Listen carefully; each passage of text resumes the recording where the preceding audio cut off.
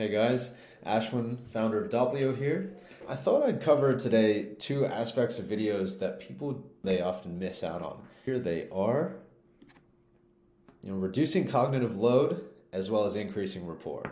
So obviously everyone knows that videos done correctly can increase rapport, but I think the fact that they reduce cognitive load is often skipped over. Imagine that you are a VC or your job is you're an accountant, you're spending all day looking at spreadsheets. Now imagine someone else wants you to look at their spreadsheet, or another founder wants you to look at their yet another pitch deck. It's hard to not have your eyes glaze over just seeing the same format over and over again. This is where video comes in. Right? Now imagine instead of sending them a pitch deck, you sent them a video of you presenting your pitch deck. This person no longer has to do the thinking and formulating the arguments. He can listen to you tell him what to think. This is why TikTok and Instagram and videos just blow up. It puts all the effort onto the video creator and lets the consumer, the listener, just consume. Much less cognitive load required. It's much less tiring.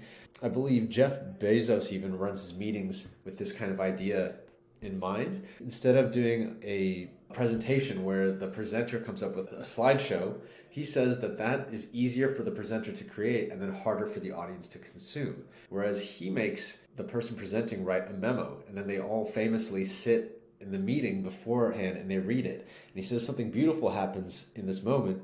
The memo takes a lot more effort to do well, and it puts all the effort on the writer. And then everyone consuming the memo can consume it a little bit easier. Now, I'm taking it even further and saying that reading is still hard to consume when compared to something like a video where you're just being told what is happening. So if you can do that, you immediately remove this layer of cognitive load. But then that brings you to the second benefit, which is, let's go back to it, increasing rapport. This is pretty obvious. People know video increases rapport, but I think an aspect of this that is skipped out on is that a good video increases rapport. A bad video can actually harm you. The way to think about this is in terms of information. When you send someone a text message, all they have is the content of what you are saying and punctuation maybe. There's no way to see what the tonality is, right? Was it said sarcastically, angrily, friendly? There's a whole bunch of information missing. When you go the next level up and you get on the phone with someone, now there's a little bit more information. Not as much as video, but there's more. The same sentence said in a poor way can actually harm you. But if you can make that information work in your favor by sounding, really friendly or warm and welcoming, then that actually increases the effectiveness of your message. Now we take it to the other extreme, and let's say we're doing a video. Now you have even more things to worry about, right? You have eye contact, you have lighting. Just having bad lighting, if I turn this off, immediately looks a little bit creepier.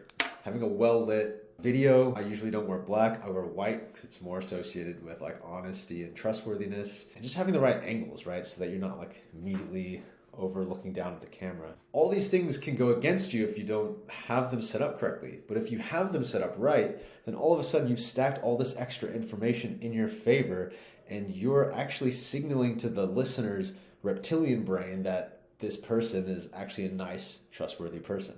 Brian Armstrong, the CEO and founder of Coinbase, he said that he used to do this in the early days. Back then, if you would get an email from some guy telling you about his crypto startup, it often just sounded like a scam, especially when you're trying to meet with banks to get them to let you store people's money in them. He said what he would opt for is an in-person meeting, because if he showed up in a suit and was a really nice, friendly guy, as soon as they associated his face and warmth and personality with what he was doing, he was taken a lot more seriously, and he was able to make things happen in a way that he could not without them having seen his face. The moral of this story is calling is better than text, but a video is better than everything if you can get those little details right. And if you can't, there's tons of books that'll help you.